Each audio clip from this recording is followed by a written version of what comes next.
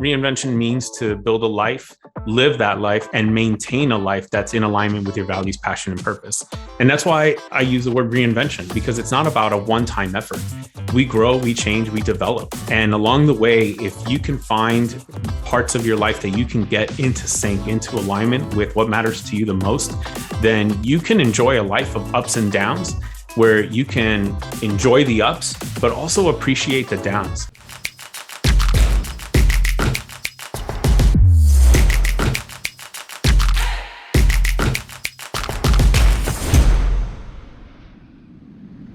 On this episode of the Creator Community, we'll meet Roger Osorio, a lifelong problem solver who has found his true passion for helping others by never ending his journey of learning. He has proven to himself we can find learning all around us, but we have to commit to the journey and be ever curious. We'll hear about how Roger left his dream job only to find his new option wasn't quite what he thought, and the steps he took to find his true path. We'll follow Roger's story of how he found his own reinvention, traveled the world, and ultimately came to writing his first book, The Journey to Reinvention: How to Build a Life Aligned with Your Values, Passion, and Purpose. Check out the show. Welcome to the Creator Community. This is a podcast from book publisher New Degree Press, or NDP. I'm your host, John Saunders. This show is designed to celebrate, elevate, and showcase many of the incredible authors that have published their books with NDP. This year, NDP will cross over 1,500 published authors on 6 continents and is the publishing arm of Manuscripts, Inc. This enterprise earned the 293rd spot on the Inc. 5000 list last year. This is the fastest growing privately held companies in America. This is episode 1 of season 5, and today I have with me Roger Osorio. Roger is a husband, reinvention coach, speaker, and author of The Journey to Reinvention: How to Build a Life of Alignment with Your Values, Passion, and Purpose, which comes out this September 2022. He has a brand new baby girl on the way who should arrive just after the book. He's the founder of the School of Reinvention, where he helps people define success on their terms and reinvent themselves to go get it. Roger got onto his own journey to reinvention in 2005 and has enjoyed a life of ups and downs, always in alignment with who he really is and what matters to him. In other words, living his best life. Roger also teaches entrepreneurship at the University of Pennsylvania and at Sarah Lawrence College. Early on in his journey, he was a middle and high school math teacher. Quite a background. Roger, welcome to the show. Thank you so much, John. I appreciate it. And congrats on the milestone, like 1,600 authors. It's awesome to be part of this community, but obviously many, many authors came before me and my cohort. So really awesome job there. Thank you so much. And to have authors from 6 continents is kind of mind-blowing. So I forgot to make the ask, which is, if anyone out there has a friend in Antarctica, please let us know, because that's the only continent that's still missing from publishing with the program. But really great stuff. Well, Roger, before we jump into your story, let's share with the listeners a little bit about your reinvention journey, right? You're a math teacher, reinvention coach, teach entrepreneurship. Where did this all begin? Gosh, so I would say it began in 2008. I had a job that was once upon a time a dream job, but I started to realize it wasn't feeling so dreamy anymore. And essentially the job didn't change. The job was actually still great. It was a lot of fun. My client was Anheuser-Busch. We sold them a beer cooler that actually brought the temperature of beer down below its freezing point. So we're talking like really cold beer. And I got to go to all of their events with them. And of course, if Anheuser-Busch goes to an event, like there's always a big party. And as part of their entourage, if you will, I got an all access pass to any of the parties going on at, whatever event that was. And so it was just like a dream job for somebody who was a 25-year-old guy who's single. And I just had an absolute blast doing it. But around 2007, late 2007, I started working a part-time job at a learning center, teaching mostly to high school students. And through that process, I kind of just started falling in love with that work, the work that I was doing there. I fell in love with helping young people just conquer a subject that a lot of them really just thought like, hey, look, I'm not wired for it. I'm not born for this. And this for me was like a challenge that was worth sinking my teeth into. And I just started falling in love with that. And the work was so rewarding. And so what started happening, my values, my passion, my purpose started to shift, started to evolve. And then that really meant that my dream job, which was aligned at one point, was no longer as aligned with what just mattered to me anymore. And so I made this bold decision to put a plan together and quit my job. The plan fell apart, by the way, like most plans end up doing. And it fell apart actually like right away. We're talking like within weeks of executing the plan, that is resigning and quitting, the plan fell apart. But that's okay. In the end, it didn't matter, because looking back now, I'm just glad that I started the journey to reinvention, that I started working on my next reinvention and building that life that was aligned with what mattered to me at that time. And I just started getting back onto that path, which included going back to schools. I got a master's in psychology that was focused on executive coaching. I also got a part-time MBA during that time. And I started a tutoring business.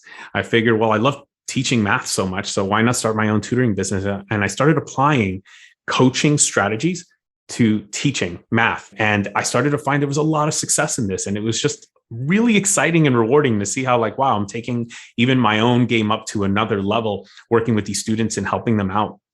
Well, a couple of years after I graduated my master's, I was able to take that success as a math coach and a math tutor and parlay that into a full-time role teaching high school math at an inner city school. And then that was followed by 2 years of teaching middle school math at an all-girls school in Manhattan. So the journey just kept on going. And like with most things, like as momentum builds, you start to find other exciting things going on.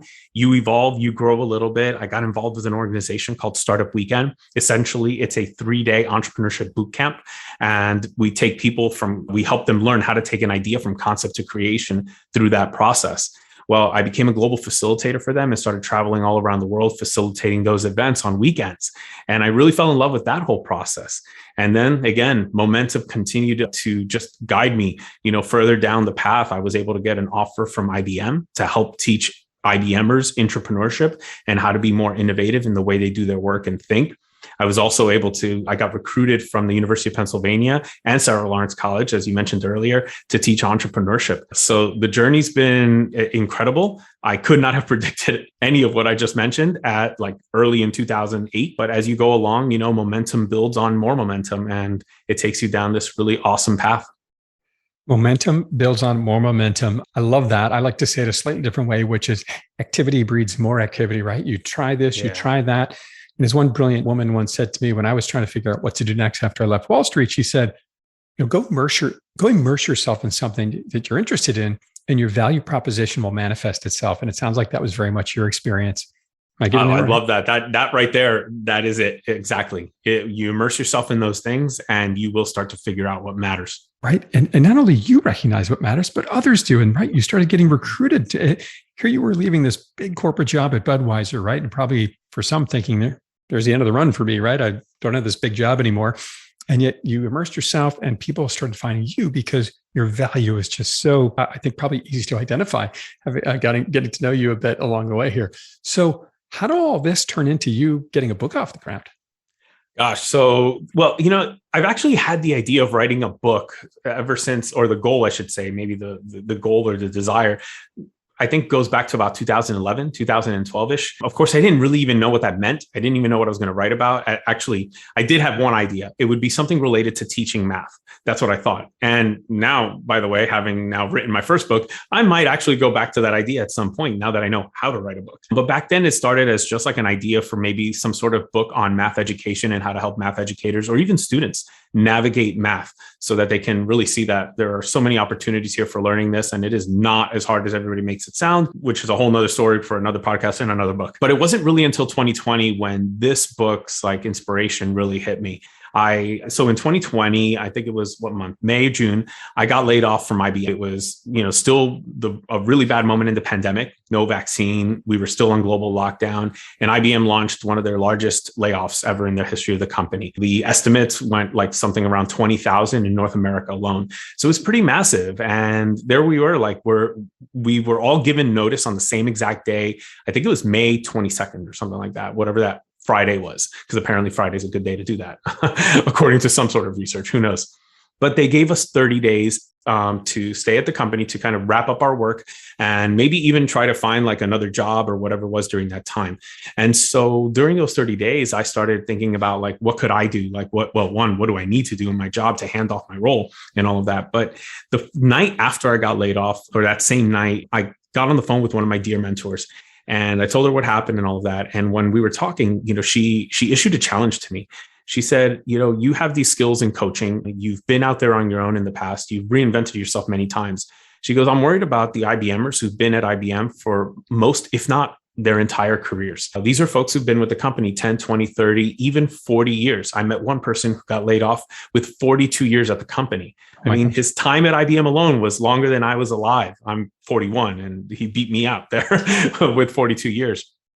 And so she said, these folks are going to need help in terms of, one, looking ahead so that they can write an exciting next chapter in their lives. And two, they need the strategies. They need to know like how they do that. And so you can teach them this and you can use your last few weeks here at the company to do that. And so I launched the Reinvention Mastermind for the remaining weeks that we were all going to be at the company, and was able to recruit over 700 people to join this virtual mastermind because they were all scattered around North America. And we hosted calls 3 days a week until our final day. And as I was doing all of that work, I started to realize something that, wow, putting together the content for this, I started to go back through my own experience in reinventing myself. What worked, what didn't. I started extracting insights, noticing patterns and all of that. And putting all of that together, I started to realize that there are some interesting patterns here. There are some interesting insights emerging. And then getting real life feedback from the group really helped me out a lot, because as I was getting that feedback, I was able to really understand what it was that I was surfacing through this kind of like, trip down memory lane. Well, essentially what I did after that was I started recording audio content. Somebody gave me this idea to like just turn on the mic, just like the one above my head here, and just start recording, riff on topics related to reinvention. And so I started doing that. And I ended up capturing about 80,000 words in that summer of 2020, summer, fall, or whatever it was. And I had all of these things, and they were, there were prompts. So I kind of had like, maybe this would be a chapter or a topic, or I don't know, but at least I had all these files and I had them all on Word documents and everything. And I thought, okay, well, that's pretty massive. I've got 80,000 words. I don't even need that many for a book. So this should be a pretty like easy deal from here. Problem was I had no idea what to do with those words. I knew I wanted to be able to put this into a book where I can share it with others, but I didn't know how to take 80,000 like raw words and convert them into a book. And so there they were sitting there kind of just collecting dust, virtual dust, if you will. But almost a year later, it was in 2021, right around September, I saw a post from the Creator Institute about the manuscript writing component of this experience to becoming an author and how to write your first manuscript. And I enrolled. I said, this is it. This is exactly what I've needed. And so that brought me to, NDP, New Degree Press. I got to know all of you guys, and going through the process of taking an idea from concept to creation in a manuscript form was just an incredible process. And I learned so much about that and fell in love with the idea. I was like, all right, I got to go all the way here. It's time to publish the book. The story leads me to believe you've been a reinvention master your entire life, my friend. So let me get this straight. You get laid off from IBM. You have 30 days to sort of figure out what to do next and sort of stay on the payroll, I guess is what I'm hearing. And they came to you and said, hey, would you mind running this mastermind to get people talking about what to do next? Did I get this right? Yeah, pretty much. Did they pay you extra money to do that? No. This was a mentor that gave me that like challenge. She issued that challenge to me, like, you need to do this. Like this, you have the skill set to do this. So because you have the ability, you have the responsibility to do something like this. And I love that. I loved it. I mean, the moment she said that, I felt just like this incredible like sense of purpose come over me. And, when we've all had that kind of purpose in our lives in different areas, projects, things that we, just pursued so passionately, it when that just fills you and you're just like, wow, like I just forgot that I got laid off. I just forgot that a paycheck is going to stop coming in. I just forgot that it's the middle of the pandemic and the world is on lockdown and no one's probably hiring at this point and everyone's laying off. My attention completely went from all of that negative stuff to an opportunity to help as many of these folks as I can to launch their first reinvention, possibly in their lives. Buddy, I literally just got chills as you told me that story. That's incredible. You kind of like it sounds like you got advice like similar to the person that gave it to me. You immersed yourself in something awesome. You went out and created something, and through that came closer to finding your passion and purpose. And I'm sure empowered dozens, if not hundreds of people to go out and figure out what the heck to do next. That is an incredible story. How did you bring this for those who are saying, oh man, I wish I had a mentor in my life? How did that person come into your life? Gosh, so Jennifer Paler, because I know she'll listen to this episode, and I want to acknowledge her. Jennifer Paler, I met her when I got to IBM, I had been at the company for about 4 months, and I was feeling a little bit lost, actually. It's a massive company, over at that time, I think it was almost 400,000 employees in the company. And I was just kind of not really finding my way. I didn't have like a tribe. I had my team, but my team was dispersed all around the country. So we never met in person. We only met on Zoom. But I learned about this coaching program that existed at IBM where you can get like an internal coaching certificate at IBM. Now, I was already an executive coach, but I thought, hey, what a cool way to like just get immersed in this community of people who care about coaching and are interested in coaching. So I joined the cohort as if I was a student learning about coaching, but made myself more available to help others out. I told everybody, I'm an executive coach. I have a master's in this and all of that. And so the instructor for my cohort, actually for our group, she kind of said, hey, then help me out, help me out with leading this group. I said, yeah, whatever I can do. So, I did all the homework too, but I also got to help her out. And in the process, she was just like, wow, what you're doing, like how you help people, you're really passionate about this. This is really cool. Let me introduce you to the person who's like the head of all of this, Jennifer Paler. And so I connected with Jennifer around that. And gosh, it was like love at first sight because we just clicked around coaching, and she had all these incredible ideas for like coaching programs, things. She's like, I want to teach this. I want to do that. I want to build a program for teaching executives how to do this, all this kind of stuff. And I was the kind of guy who was like, cool, I'm down for experiments. So if you need somebody to test, like sign me up. And so I just, hopped on any crazy experiment that she had. And over the course of those 4 or 5 years that I was at the company, she and I just became really close because I was there to help her with anything. And she just provided me this amazing community of people who I could just feel like I was part of a family within a company of 400,000 people. I love these themes we keep hearing, which are sort of, you started with this math thing, which to me is kind of problem solving, right? You've got all these problems in math you need to solve. And then, not being afraid to try something new and go after it, no matter what it is, and put yourself out there. Because so many times in our lives, we don't take those risks, right? We sit in our job, we sort of stay comfortable and kind of think, oh, if I just don't do this, then I can keep my job another 10 years, right? Something like this, as opposed to, what if I try something new? And you could create immense value you have done all the way along. Super interesting. Thank you for sharing that. So when you get to the book, Roger, how did you fit this thing into your life, right? You've got a wife, you're a busy guy. How did you even fit the book into your life? Was it mornings, evenings? How did you do it? Like the very technical aspect of it, mornings. For me, mornings were a great time to write. It was quiet. It was just more peaceful. I learned through this process that I don't write in short little bursts. Like I thought I was going to be the person who could just slice it up by day, just 30 minutes here, 30 minutes here, 30 minutes here, and just do it that way. I like to go all in and go really deep and bang out like 2,000, 3,000 words.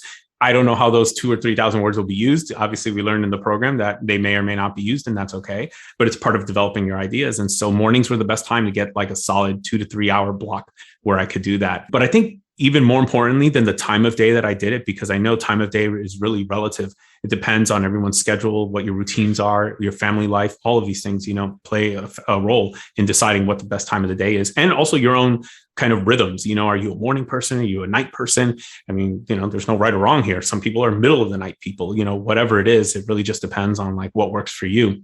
But I think the most important thing I did was I made a very conscious decision to make this a massive and critical priority in my life and in my work. And that for me was like the big shift. I built a massive why around writing this book.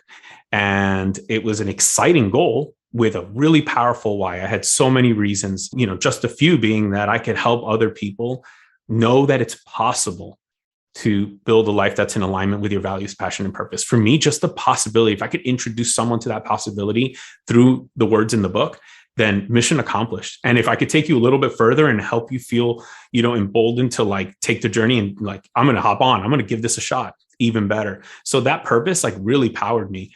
And I think that once I had this clear and massive why, it felt less difficult to do this in terms of like making time to be an author, fitting this into my life. It kind of became a big part of my life. This was going to be something really important to my life's work, even is the way I saw it.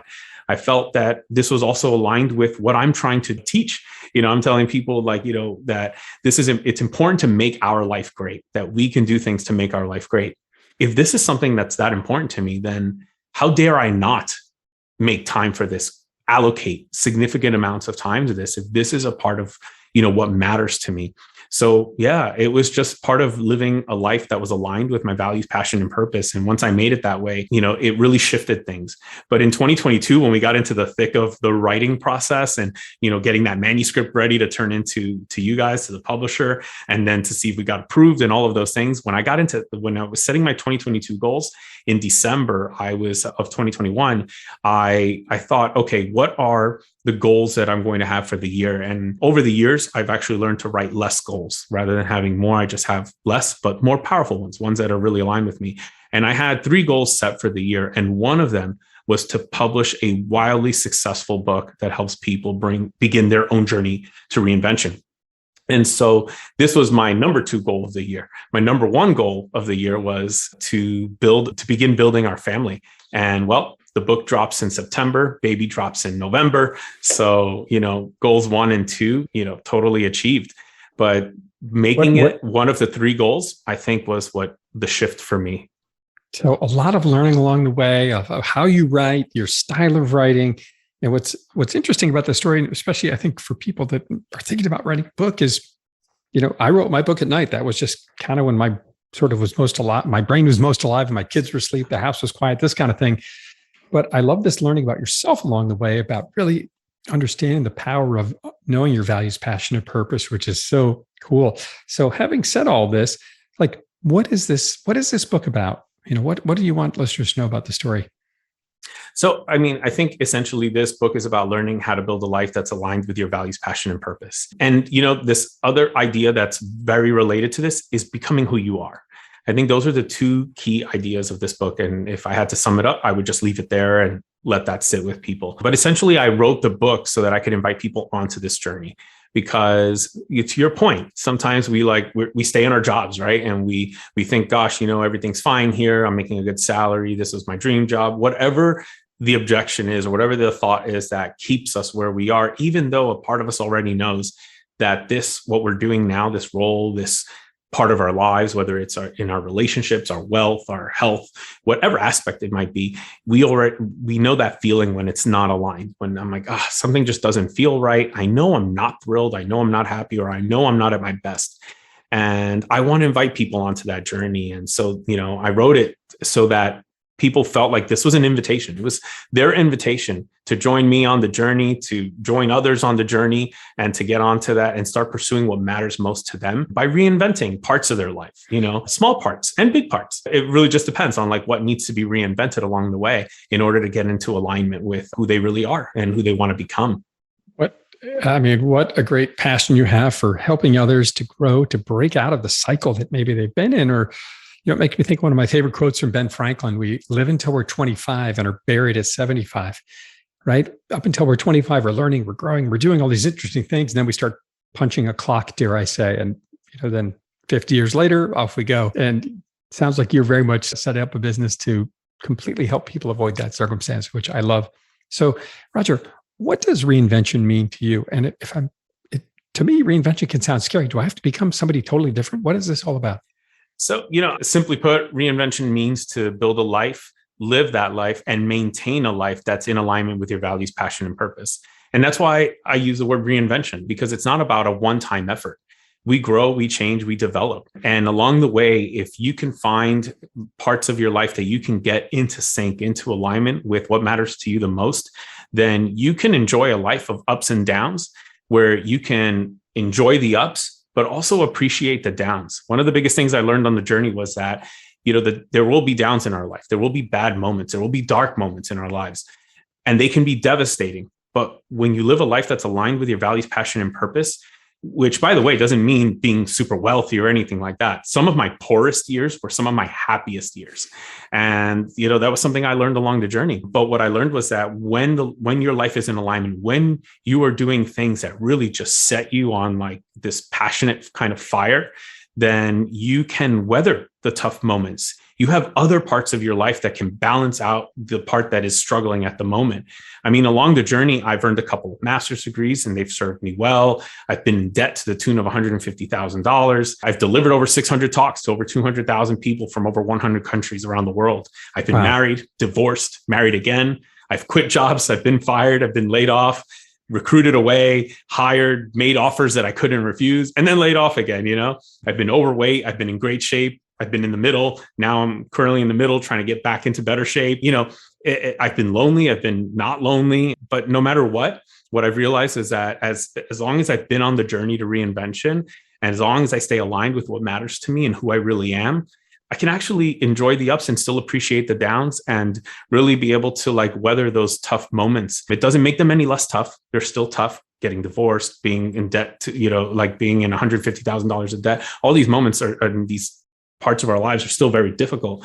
But when you have other parts that are aligned, you draw power from that. You draw fuel from that. So, but you mentioned this other thing that I think is really important, because there's this misconception many times that I run into, that people think that when you reinvent yourself, you become someone else. You become someone different, or whatever that means. And what I'll say is, to answer that question very quickly, it has actually nothing to do with becoming someone else. And reinvention has everything to do with becoming who you really are at the end of the day. What a powerful message. And boy, that list of ups and downs you've experienced, I have to think you're going to be in the top 10% for most people's list of radical change they've dealt with in their life there.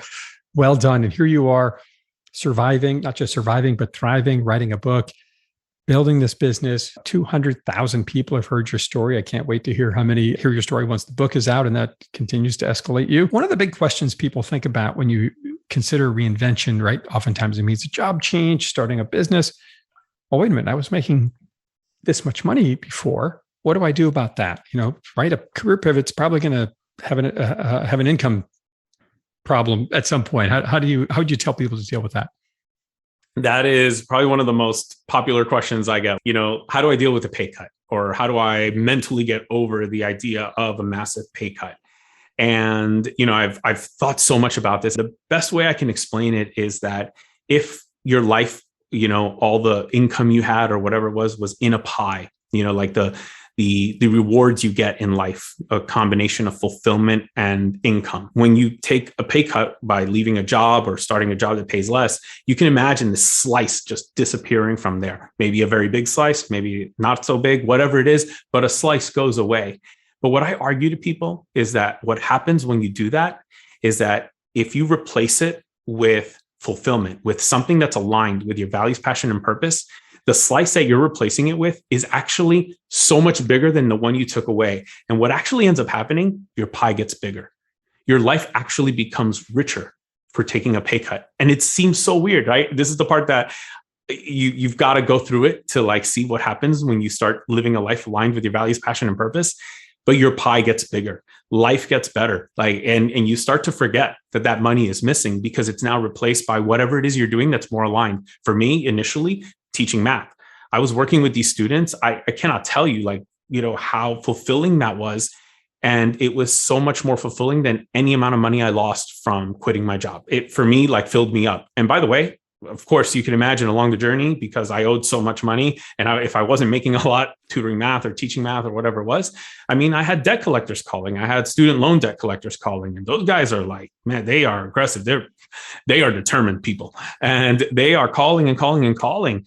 And dealing with that is really tough. But when you love what you do, you can take that deep breath and you can figure it out. So that part was figure outable. And I still learned how to have fun. In fact, so that I could travel around the world, I figured, well, maybe if I became a speaker, if I really went all in on becoming a speaker, well, I could travel around the world and somebody else pays for that travel and I can enjoy some time while I'm in that city. And for me, honestly, I'm not, of all the trips I've taken in the last decade of my life, and I'm not even sure how many, but hundreds, I'm guessing, over the last 10 years, I've probably only paid for maybe 5% of them, because most of them I tie it, I'll add, vacation time or whatever it is to an existing work trip or whatever it might be. So, I think that, the pie gets bigger, it's filled with fulfillment. And I think that's where I'll leave it. Fulfillment can come in a number of forms, right? And feeling better, and maybe taking less heartburn medicine, connecting with your family more, connecting with your values, passion, and purpose. What an incredible message. So who do you think has inspired you to really land on this incredible message? Who's been a great inspiration for you for reinvention? So when I started writing this book, I figured it out. I figured out who this person was. And I think I knew it on some level, But it wasn't until I started writing the book that it hit me. This is the person. It was Leonardo da Vinci. When I was young, I think it was in high school, was when I first learned of Leonardo da Vinci.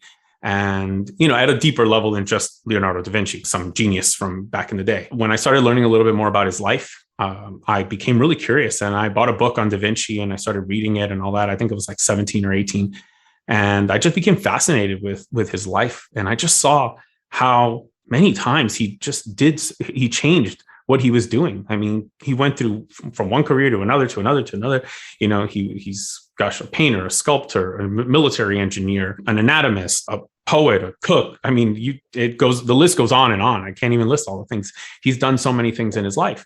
And I think that he, for me, was an inspiration in showing me that it was possible, that you can do all of these things. And actually that none of them really start from scratch, that they can actually build upon one another. And so for me, Da Vinci was really, really important. And he ends up in the book because that's, when I was working on the book, I thought I want to include the greatest example of all time in Reinvention. And I thought Da Vinci would be it. And I specifically wrote about, I can't remember what chapter it is, I think chapter 6, I wrote about his reinvention when he was 29 years old, 29/30, turning 30. And he was going through a really difficult time in his life. He was actually depressed, according to his notebooks. And he was just really essentially stuck. He was in a rut. He didn't know how to get out. He was a painter. He obviously was an incredible painter. Even at 29, he was still already an incredible painter. But the problem that he had was that since he had so many unfinished works, he didn't have the resume to continue getting the really good gigs in town. And so he started losing out on a lot of these gigs to some of the other artists, of the time. And after a while, it started to get really frustrating. He was just like, wow, I'm not getting any jobs. I know I am one of the most amazing artists on the planet, and I can't prove it. And I'm really stuck. And so he finally decided it was time to leave Florence, where he was living. And he decided to reinvent himself in Milan. And in order to do that, he had to take a job as a military engineer, not a painter, because they weren't hiring painters. They were hiring military engineers. And so Da Vinci was like, cool, well, then I guess we're reinventing ourselves into, a military engineer. And he wrote one of the boldest cover letters of all time. And I actually include the translated version of that cover letter in the book just to show people. But for me, Da Vinci is the greatest reinventor of all time. And he did it, so effectively. And there's so much we can learn from dissecting his reinventions. I never knew that he had what I would call some pretty big bumps in the road in his career. That's really fascinating to hear about and think. What I really like about his story, and actually a parallel I think to yours I'm hearing is, and I just read this great article on this the other day, and I think it was an HBR about what helps people become great critical thinkers. And I'm going to say critical thinkers, you can think in a very complex level and connect a lot of dots which might seem disparate to others. And it is having a wide variety of experiences in your life, right? Because if you wake up and drive down the same road and do the same job every day and come home and, have dinner and go to sleep, like your broad, your view of the world is going to be pretty limited. Yeah. And I mean, certainly not your story and certainly not Leonardo da Vinci's, that you had all these experiences that allow you to even think bigger, bring this new knowledge to you, that one, maybe the world's kind of more interesting and bigger than I thought. And also that maybe I've got some new knowledge in my brain to do something about it and maybe apply it to something else. So love that story. You're absolutely right that, experiencing as many things as possible is so key. It's actually one of the keys that I shared to Reinvention is to test out a lot of things. I mean, I've done so many odd jobs with my bachelor degrees and all of that. Just before my master's, I mean, I parked cars, I worked at a mall, I served free samples at supermarkets. I mean, I had just quit my corporate job and I was doing these types of, odd jobs, whatever. I learned from all of them. I met some incredible people along the way. And I feel like it was much like Da Vinci, back at Penn State University. I took classes that I just thought were interesting. And advisors would tell me, no, you shouldn't do that because it's really risky. You're going to hurt your GPA and all of this kind of stuff. And I get it. They were, their intentions and their heart was in the right place. They were trying to help, a student out from like making some big mistakes. But honestly, that felt right for me. And that was inspired by Da Vinci because I'm like, well, Da Vinci probably would have taken any class he wanted if he was sitting at a university. If it was just interesting, he would have taken it. And so I started taking all these classes. And yeah, you're right. Like when you have that diversity of experience, you can really bring a lot to conversations, problem solving, helping people as well, relating with people because you've done so many things. So yeah, really powerful. And yeah, I credit Da Vinci for a lot of that inspiration. I love that you mentioned these sort of non-traditional classes in school. And undergraduate, I took both poetry as an economics and business school student, poetry and ceramics. And I showed up at both of these classes and people were looking at me like, who's this? Why is he here?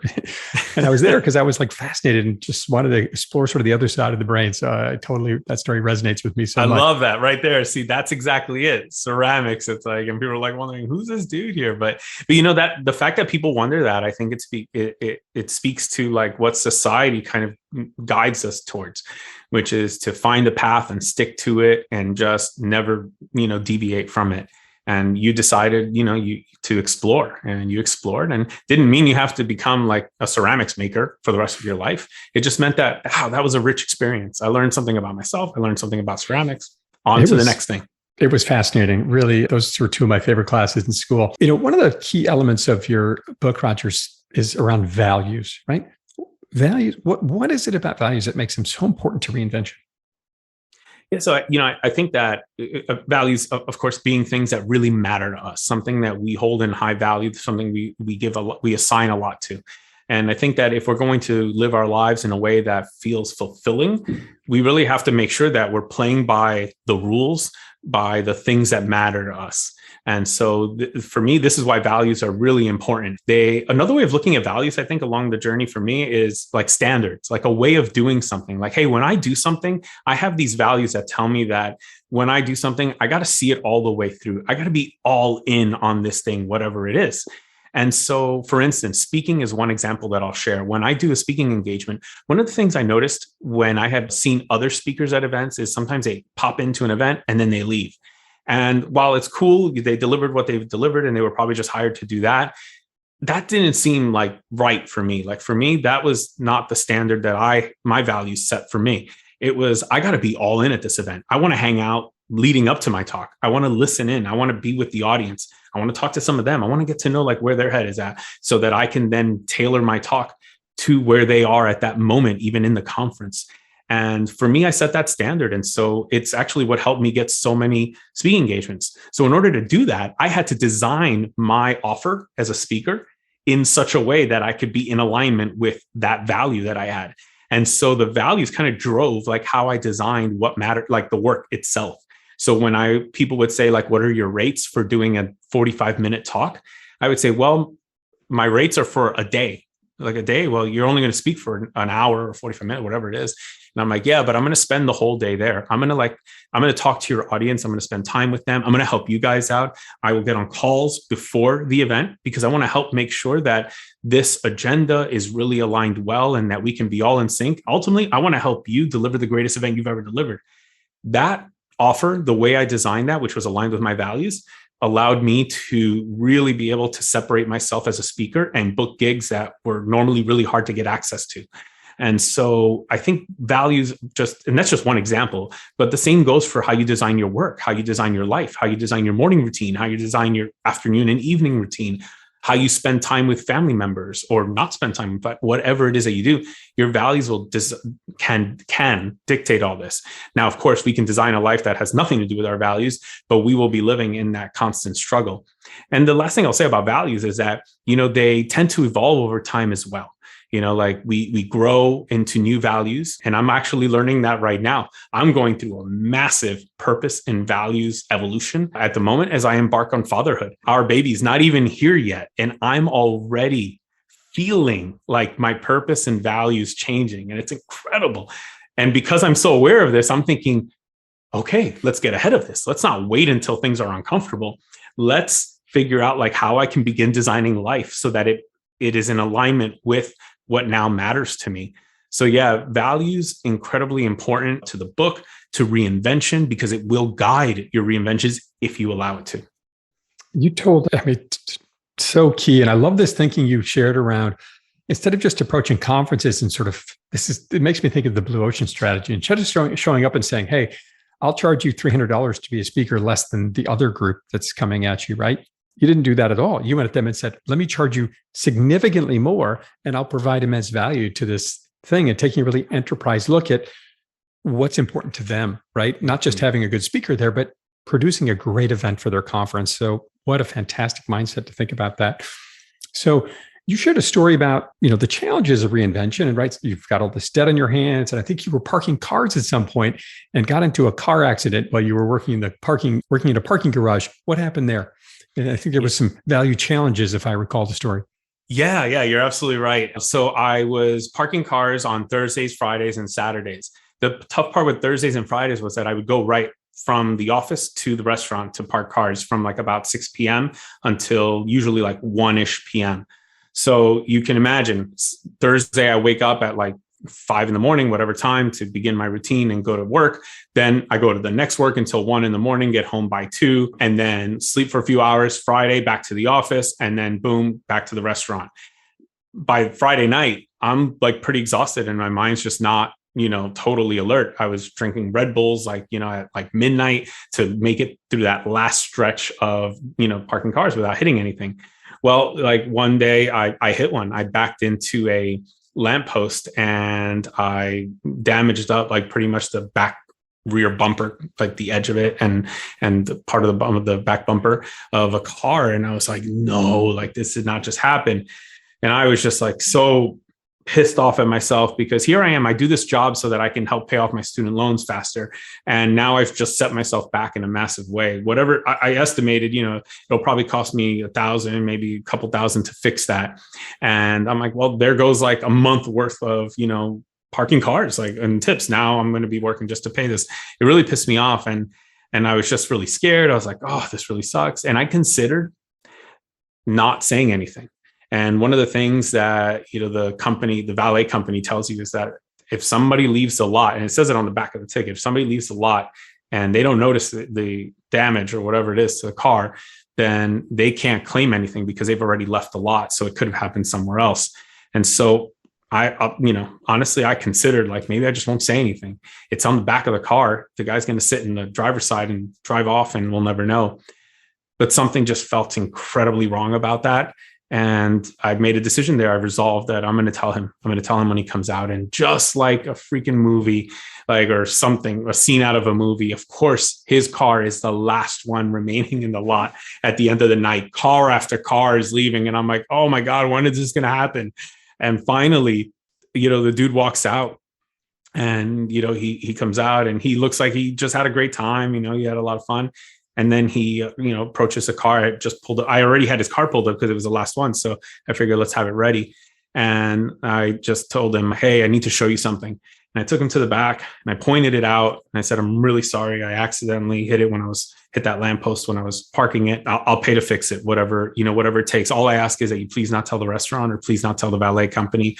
I will take care of this and make sure that, I right this wrong. And so, he looked at it and he's just kind of like standing there, like, holding his chin and just kind of looking. And I'm like, I'm dying inside. Like, what's he going to do? Is he going to flip out? Is he not? Like, what's the reaction going to be? Is he going to like go inside and tell the owner? Like, I have no idea. And then finally, he looks up at me and he proceeds to give me the money that he had in his hand that he was going to tip me. And I'm like, no, like, dude, I hate your car. I can't take a tip. And he's like, no, I want you to take this. He goes, you did something really difficult. You told the truth when you easily could have lied and gotten away with it. And I think that's incredibly important and awesome that you did that. And I never want you to forget this moment. So that's why I'm tipping you, because I know that will kind of mark this moment in your memory and you will not forget what happened here. I was like, dude, I will pay for this. Like, I hate your car. Let me fix it, please. Because in my mind, I'd already resolved to do this. And he was like, no, don't worry about it. Besides, my wife has been trying to convince me to get a new car. You probably just did her a favor. So it's cool. Don't worry about it. I was just like, I'm feeling now like what I felt there. Like, it's just like, you're scared and you get this relief and you're like, what is happening here? You're also confused. And then before he left, he asked me to call my buddy over, the other guy working with me. And I called him over and he said, hey guys, so I own a restaurant in town, a steakhouse. I think it's pretty nice. And once he told us the name, we were like, oh my God, it's really nice. And then he goes, I'd love to have you both over for dinner on hopefully a weekend day you're not working. And we're like, are you serious? And he's like, yeah, I would love to have you over. Dinner's on me. Don't worry if you don't have to coordinate for me to be there. Like I'll make sure that my team knows, my staff knows.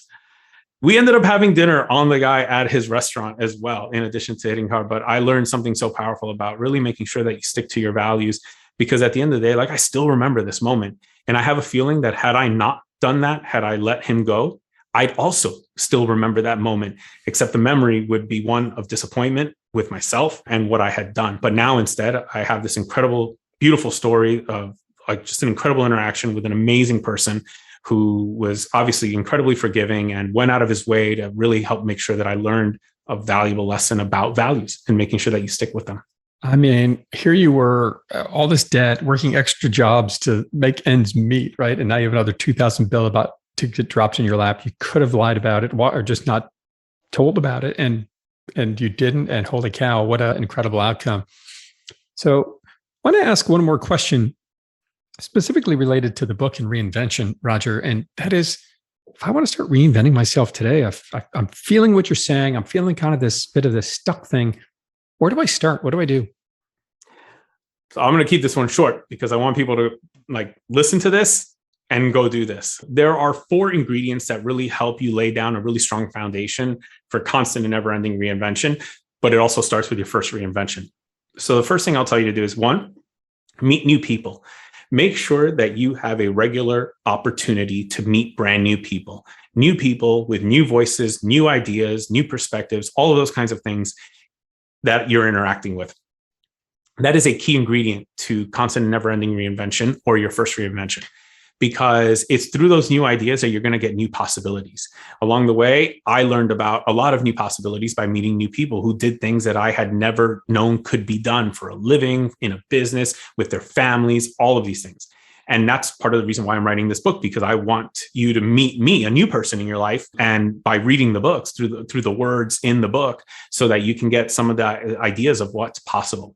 Second, test new passions. It's really important that you test new interests. They won't start off as passions, but they might become passions, but they'll probably start off as just interests, whatever it might be. However simple or trivial it might seem, just go test something out. Take a class in something.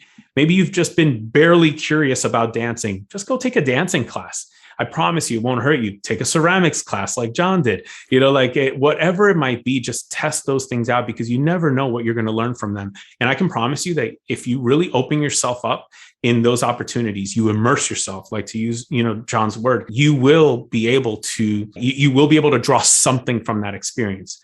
But you never know. You might find math. You might find that thing that I felt like for me, it was math. Who knew? I was just tutoring so that I can make some extra money so that I can pay off my student loans. In the process, I found one of the loves of my life, which was teaching math. And I had a beautiful 8-year relationship with math. So test those new passions out. 3, develop and explore new perspectives.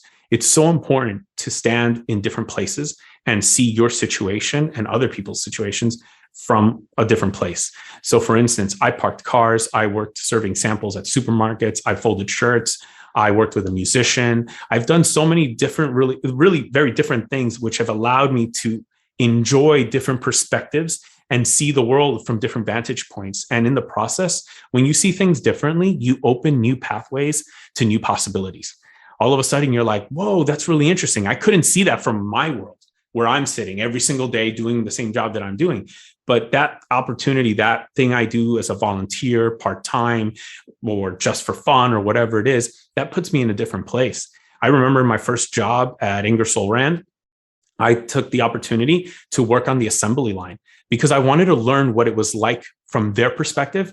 And it ended up making a massive difference in helping me do my job in national account sales, because I saw how our machines were being built, the order that the parts go in, all of this kind of stuff. And it helped me make better decisions. And finally, ask yourself new questions or invite others like mentors and coaches. Actually, I should say because both are great. So ask yourself new questions and invite mentors and coaches to ask you new questions. New questions drive new thinking. Ask a better question, get a better answer. And when you start doing that, when people start asking you those different questions, you start to think differently. New pathways are opened to new possibilities. I love this theme of curiosity, right? And finding curiosity, not just like curiosity can seem very generic and sort of simple. You've really laid it out in between this people, passion, perspectives, and then getting these questions asked of you. What a brilliant way to frame it out, and a roadmap anyone can execute on. And I appreciate this mission you're on, right? You want to invite people into this journey of change and make reinvention accessible, is what I'm hearing, and saying, hey, it's okay. You can give it a try. And this roadmap you're offering here about testing new passions in particular is a way for people to dip their toe, right? So you're not totally quitting your job. Maybe try this out on the weekends or what have you. What a powerful message. Roger, what do you find most fulfilling in your career and business right now? Gosh, I would say it's really helping someone come to terms with who they really are and figuring out what they really want so that they can then begin building that life that's in alignment. I've realized like when I help people do that, it's just, that wins everything. Like whatever I got paid doesn't even matter anymore. Just getting to see somebody get closer to what that is, into that alignment is beautiful. And I'm thinking of a particular client of mine right now who actually this past June took a massive step that was already planned earlier in the year, luckily, to get his life into alignment. And it was all a matter of just resolving to do it. He almost realized, he almost thought this was almost too easy. He thought for a moment, even though it wasn't. But he goes, but it was always available to me, is what he realized. And when you see that happen, and now I know that it happened this a few weeks ago, and I won't go into all the details of it, but it was just, I was so excited. I sent him a text, I think about a week ago, and he was on holiday. So yeah, he didn't have cell phone service, but he'll get it when he gets back. And I was like, hey man, I just want to say congratulations. As of this month, your life is in alignment with what matters to you. This is what for me is the most fulfilling. Wow. Getting aligned, finding your values, right? Not turning into somebody else, but finding that inner alignment and growing the pie. What a brilliant message your book has, and a roadmap to bring to the world. The book has opened a few doors for you, Roger, has it not? What's been your favorite so far? And it's not even published yet. Yeah, you know what? Doors. Gosh, I would say, I've been able to deliver a lot of book talks because I wanted to test out material, see what works, what resonates, what doesn't. And so I've been able to get into a few venues. But the one that I'm really excited about right now is the opportunity to speak at Google. So that's still in the works, but it would be one of the Google talks, that outsiders deliver inside and end up on YouTube and all of this. And it would be, so I'd be delivering a book talk at Google. And it was just cool that there was alignment there. But there was a bonus one that I'll say that is actually coming sooner than that. And because of Reinvention, and it was a speaking opportunity in Aruba. They are hosting an innovation summit later this summer, and they want me to be the keynote talking about reinvention. They had been following my stuff and seeing how much I talk about reinvention. And I was like, whoa, this is cool. I've never been to Aruba. I'm going to turn that into a vacation because, right, you got to live life in alignment with your values. And for me, if you travel somewhere and somebody, blesses you with the opportunity to travel somewhere, you make the most of that. So I will be spending a few extra days there, laying on a few beaches, checking out a few restaurants. It's a little windy down there. I'm just going to warn you. Get ready for that, buddy. What a great opportunity. And any unexpected positives that have come out of this journey for you, aside from the Google and Aruba circumstance? I would say I've learned so much more about reinvention than I thought was possible just by writing this book. So this journey of becoming an author, I thought it was more about how do I get what's already in my head out onto paper. And in the end, that was nothing. That was the easy part. Like I said earlier, I recorded 80,000 words a year before I got onto the book writing journey, thinking that was going to get me somewhere. No, what really happened that I did not expect was how much more I was going to learn about reinvention. And I feel like my education just took off exponentially when it comes to reinvention, thanks to writing this book. I hear the story so often, and I love it, which is people come in thinking they're going to sort of create this output exercise. And in fact, they walk out of here in the book journey from, I have this idea about writing a book, and 10, 12, 15 months later, when the book is done, they've actually had this extraordinary experience of learning, which I love that. What is your most audacious goal for 2022, my friend? 2022, related to the book, 10,000 copies sold. 10,000 copies sold. Sounds like you're well on your way. For anyone thinking about writing a book out there, Roger, what might you tell them? join the Creator Institute, get into the Manuscript Writing course, and work with the amazing people in this company and the New Degree Press. Because honestly, like, it is so much more fun and rewarding, first of all, to do it with others. But second, you basically learn how to write a book for the first time as if it was your second. And we all know when we do something a second time, we're always like, oh, wait, I already made that mistake, not going to do that again. And when you write with this organization, you learn how to write that first book as if it was your second. And I've talked to authors who've done it alone, on their own. And the moment I tell them about this program, they're like, I need to do that. And I tell them, yes, go do it for your fourth book or your third or fourth book or whatever it is, because it will be way more fun. So yeah, this is what I would tell everybody. Just sign up and do it. And the other, one more thing, I always love adding one more thing, but the last thing I would add is that whatever you thought writing a book was, chances are it's not. It's not any of that. And that for me was the big revelation. I realized that we don't write books. I used to imagine like, oh my gosh, you've got to be like this person who's got 80,000 words sitting around in their heads and they come out like just fluidly onto pages and land into chapters so perfectly, chapters that you write in order and everything is so great and easy and all of that. No, absolutely not. You don't write a book, you build a book. You build a book through stories, ideas, research. You put all of that together and you assemble chapters, and then you assemble sections, and then you assemble a book. That's it. So it's doable. You've got more than one book inside of you, I promise. Just get on the journey. Well put, my friend. And I love that you've personified through your own author journey what your book is about. This, continue to learn, continue to be curious, and reinventing yourself along the way, and finding out more about yourself and what it is that is you have such great passion around, which is helping others reinvent themselves. The Journey to Reinvention will be available this fall, 2022, around September, wherever you buy books online. Roger, if people want to learn more about you and your book and your company, where might they go? Yeah, you can find me on LinkedIn, Roger Osorio, or linkedin.com/in/Roger Osorio, Instagram, Twitter @Roger Osorio, just the name full out like that. And also go to www.rogerosorio.com/reinvention if you want to download a sample of the book, and you'll get on a list so that you can get updated when more book details emerge. That's awesome. And was there an offer you wanted to make to our listeners today? Yeah. So for anyone listening, I invite you to download that chapter, or download those sample chapters. And if you do, for whoever signs up during the launch of this podcast, when it gets published, then I'm going to send you a separate note to invite you for a personal or small group Q&A on reinvention. So we can talk all things reinvention, and I can answer all of your reinvention related questions. If they go to your website, download those couple of chapters, you'll invite them to your book talk. I love it. What a great offer. Roger, great to see you. Thank you so much for being on the creator community and sharing your story here today. It's my pleasure. And thank you so much for the opportunity, John. I appreciate it. Appreciate you sharing your stories. I love the ceramic one. Like, we align there. So I get you. Somewhere in this room is one of those clay pieces. I promise you that. It hides most of the time, but it's in here.